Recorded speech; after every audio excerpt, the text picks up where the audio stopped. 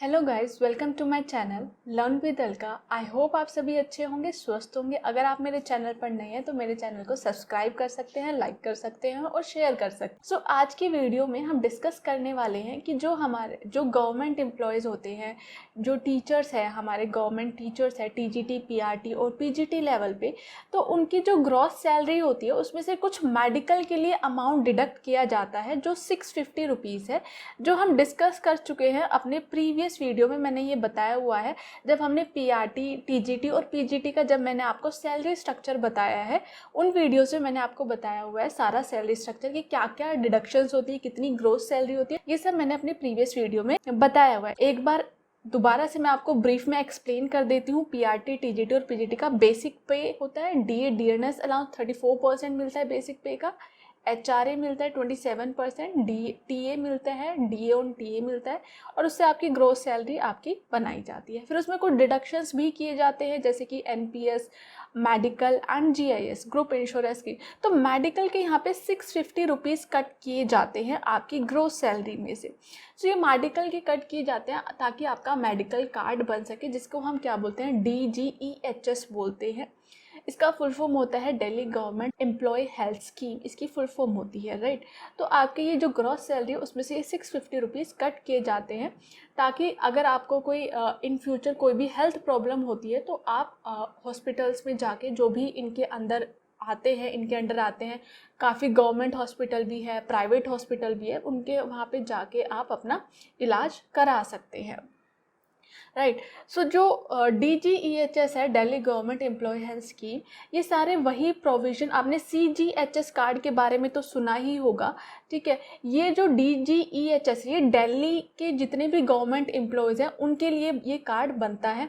CGHS क्या होता है, सेंट्रल गवर्नमेंट हेल्थ स्कीम होती है, जो सेंट्रल गवर्नमेंट के अंडर एम्प्लॉय होते हैं, राइट। जो सेंट्रल गवर्नमेंट के अंडर एम्प्लॉय होते हैं उनके लिए CGHS कार्ड बनता है। वैसे ही DGEHS बनता है गवर्नमेंट, दिल्ली के जो गवर्नमेंट एम्प्लॉय है उनके लिए, राइट। ऐसे हर एक स्टेट के कार्ड्स होते हैं और उनको जो स्टेट गवर्नमेंट एम्प्लॉयज़ होते हैं उनके लिए अपनी स्टेट गवर्नमेंट उनके कार्ड्स बनाती है। तो दिल्ली में बनता है Delhi government employment health scheme के अंडर ये मेडिकल कार्ड बनाया जाता है for the Delhi government employ.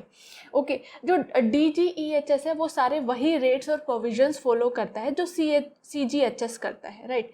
तो जो मेडिकल कार्ड है, जब आप पीआरटी, टीजीटी या फिर पीजीटी पोस्ट के लिए अंडर दिल्ली गवर्नमेंट सेलेक्ट हो जाते हैं तो आपको मेडिकल कार्ड आपका बनाया जाता है, जो आपको आपके रिस्पेक्टिव एडमिनिस्ट्रेटिव ऑफिस से मिलता है। कुछ इस तरह का आपका मेडिकल कार्ड दिखता है, कुछ इस तरह का होता है आपका मेडिकल कार्ड। ये मैंने यहाँ पे अपने पापा का मेडिकल कार्ड लगाया है। He is a lecturer in Delhi government school, तो मैंने उनका ये कार्ड लगा दिया यहाँ पे। तो यहाँ पे क्या किया जाता है, आपके पूरी फैमिली फ़ोटोग्राफ होती है, आपके स्कूल का स्टेम होगा, और यहाँ पे देखो सीरियल में आपके जो फैमिली मेम्बर्स हैं उनके नाम लिखे होंगे। सो जिसके ऊपर ये कार्ड बना हुआ है सबसे पहले उनका नाम होगा, ठीक है। देन उनके फैमिली मेम्बर्स का नाम होगा, उनकी डेट ऑफ बर्थ मेंशन होंगी, और वाइफ है, सन है, क्या उनका रिलेशन है उनके साथ, ये सब उनका मेंशन होगा। तो यहाँ पे देखो मेरे पापा का नाम सबसे ऊपर लिखा हुआ है, देन मम्मी का नाम, डेट इज़ उनकी वाइफ का, and then children, then his mother name, okay, मेरी ग्रैंड मदर का नेम यहाँ पे लिखा हुआ है, राइट। तो कुछ इस तरह का वो कार्ड आगे से दिखता है। अगर मैं इसकी बैक साइड दिखाऊँ तो बैक साइड कुछ इस तरह की दिखाई देती है। यहाँ पे आपके जो एडमिनिस्ट्रेटिव ऑफिस है वो, उसका यहाँ पे एड्रेस दिया हुआ है, स्टैंप लगी हुई है, मेडिकल ऑफिसर इंचार्ज की यहाँ पे स्टैंप लगी हुई होगी। तो कुछ इस तरह का आपको वो कार्ड दिखता है, मेडिकल कार्ड DGEHS का, राइट। अगर हम बात करें, अब देखो इनके प्रोविजंस क्या है, कौन कौन इस मेडिकल फैसिलिटीज़ में कौन कौन से फैमिली मेम्बर्स को हम इंक्लूड कर सकते हैं, उनके बारे में हम देख लेते हैं। अगर मेल गवर्नमेंट एम्प्लॉय है अंडर दिल्ली गवर्नमेंट, ठीक है, दिल्ली में गवर्नमेंट एम्प्लॉय है मेल, तो वहाँ पे कौन कौन इंक्लूड है, मेल के पेरेंट्स इंक्लूड होंगे, that is mother father include होंगे। लेकिन यहाँ पे एक वो आ जाता है, कंडीशन आ जाती है कि जो उनके पेरेंट्स हैं, मेल गवर्नमेंट एम्प्लॉय के जो पेरेंट्स हैं उनकी पेंशन 9,000 से कम होनी चाहिए। अगर 9,000 से ज़्यादा होगी तो वो यहाँ पे मेडिकल फैसिलिटी का फ़ायदा नहीं उठा सकते, वो इस मेडिकल कार्ड के लिए इंक्लूड नहीं कर सकते हैं, राइट। वाइफ भी इंक्लूडेड होती है, लेकिन अगर वाइफ हाउस वाइफ है तो इंक्लूडेड होगी। अगर वाइफ वर्किंग है, हाउस वाइफ नहीं है, वर्किंग है, जॉब में है, गवर्नमेंट एम्प्लॉय है, ठीक है, तो फिर उनको ये फैसिलिटी नहीं मिलेगी। ओके, सो उनको ये फैसिलिटी नहीं दी जाएगी। चिल्ड्रंस, जितने भी चिल्ड्रन हो, 1 हो, 2 हो, 3 हो, सभी को यहाँ पे इंक्लूड किया जाएगा, सन एंड डॉटर बोथ। बट यहाँ पे भी फिर कंडीशंस आ जाती है कि अगर 25 ईयर्स तक, अगर सन 25 ईयर्स तक तो वो मेडिकल फैसिलिटी, जो मेडिकल कार्ड है उसकी यूज़ कर सकता है। लेकिन अगर 25 प्लस हो जाता है तो यहाँ पे उनकी ये मेडिकल कार्ड उनके लिए यूज़ नहीं होगा। अगर वो मैरिड हो जाते हैं, मैरी कर लेते हैं, तो उनका नहीं होगा, मैरिड है तो नहीं होगा। प्लस अगर वो जॉब करने लगे हैं तो भी वो इस मेडिकल कार्ड की फैसिलिटी का फ़ायदा नहीं उठा पाएंगे, राइट। तो अगर इन तीनों चीज़ों में से जो भी चीज़ जल्दी हो जाती है तो ऑटोमेटिकली सन मेडिकल कार्ड की फैसिलिटी का यूज़ नहीं कर सकते हैं अपने पेरेंट की। डॉटर्स की बात करें तो हम डॉटर में ऐसे कोई जो मेल एम्प्लॉय है, अगर हम उनकी डॉटर की बात करें तो यहाँ पे कोई एज बार नहीं है, कितनी भी एज तक वो मेडिकल फैसिलिटी यूज़ कर सकती है। लेकिन अगर उनकी शादी हो जाती है, मैरिड हो जाती है, तो वो नहीं उठा सकती। And if she is working, वो काम कर रही हैं, जॉब कर रही हैं, तो भी उनका यहाँ पे मेडिकल कार्ड वो यूज़ नहीं कर पाएंगी, राइट। अगर मेल एम्प्लॉय के ब्रदर एंड सिस्टर है, वो माइनर है, लाइक 18 प्लस नहीं है, दे आर माइनर, तो भी वो क्या कर सकते हैं, इसमें मेडिकल कार्ड में as a family member include किए जा सकते हैं। एंड सिस्टर एज वेल, अगर वो माइनर है, जॉब नहीं कर रही हैं, अगर जॉब नहीं कर रहे हैं ब्रदर सिस्टर, तो भी क्या होंगे, मेडिकल कार्ड में इंक्लूड किए जाएंगे।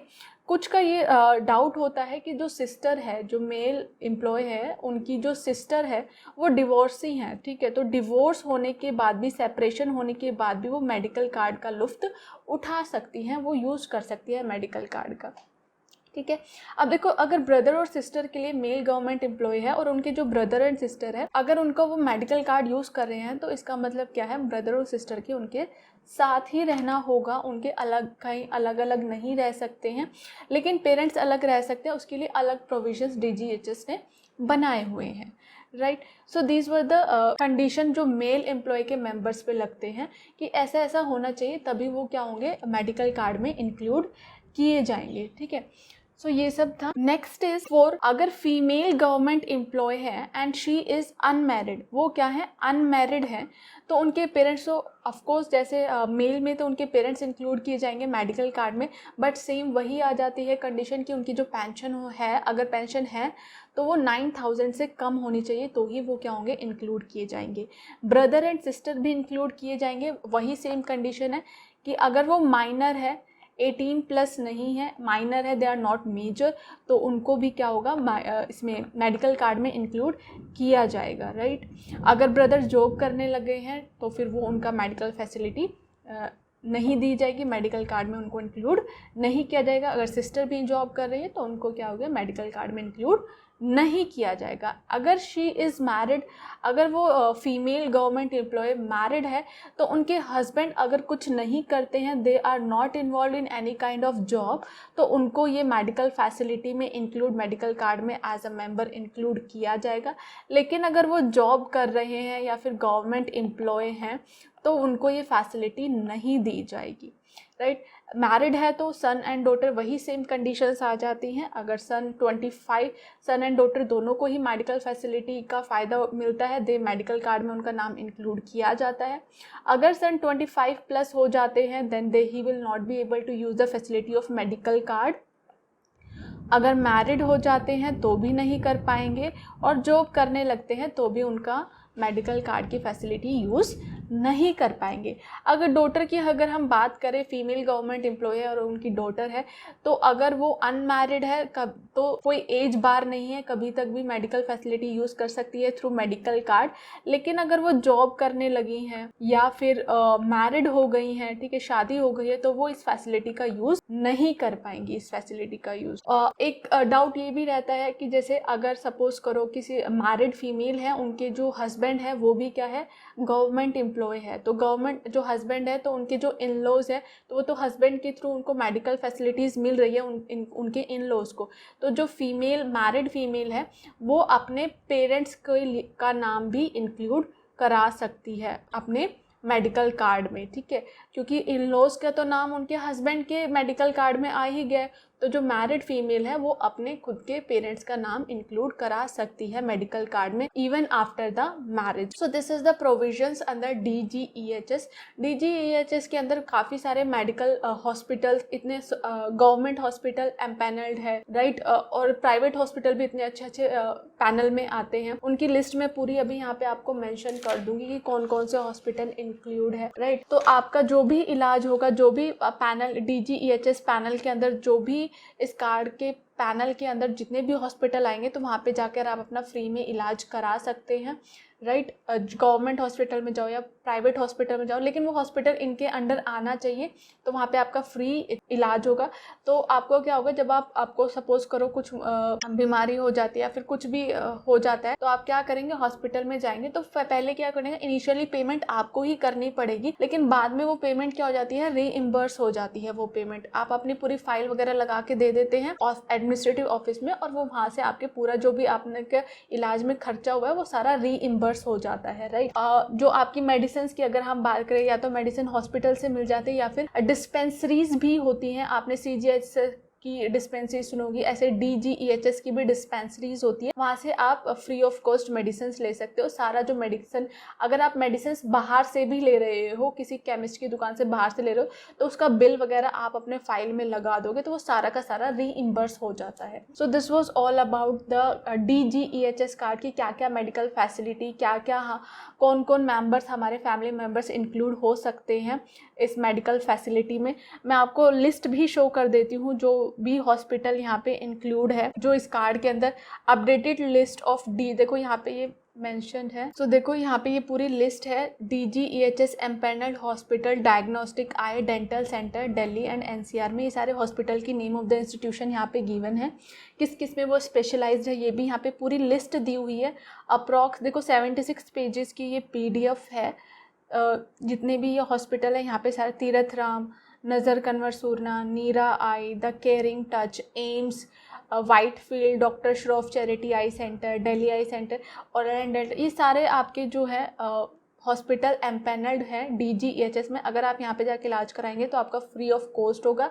अगर आप वहाँ पे पैसे दे रहे हैं तो वो पैसे आपके रीइम्बर्स हो जाएंगे, मतलब वो आपको वापस मिल जाएंगे। आप अपने सारे बिल्स संभाल के रखिएगा और फाइल में लगाने हैं, ताकि फिर जब वो आपकी सैलरी होगी, जो नेक्स्ट मंथ की सैलरी होगी, तो उसमें वो आपके मेडिकल के जो पैसे आपके लगे हैं वो सारे वापस आ जाएंगे सैलरी के साथ। तो ये पूरी देखो लिस्ट दी हुई है 76 पेजेस के। Number of hospitals are there जहाँ पे जाके आप अपना इलाज करा सकते हैं। सो जिन कैंडिडेट्स की अभी ज्वाइनिंग होने वाली है तो उनको ये मेडिकल कार्ड उनका मिलेगा और वो सभी इन मेडिकल फैसिलिटीज़ का यूज़ कर सकते हैं। एंड आगे जो एस्पिरेंट्स जो भी तैयारी कर रहे हैं तो जब वो as a government employ Delhi में ज्वाइन करेंगे तो उनके लिए भी ये कार्ड बनेगा और वो इस फैसिलिटी का यूज़ कर सकते हैं।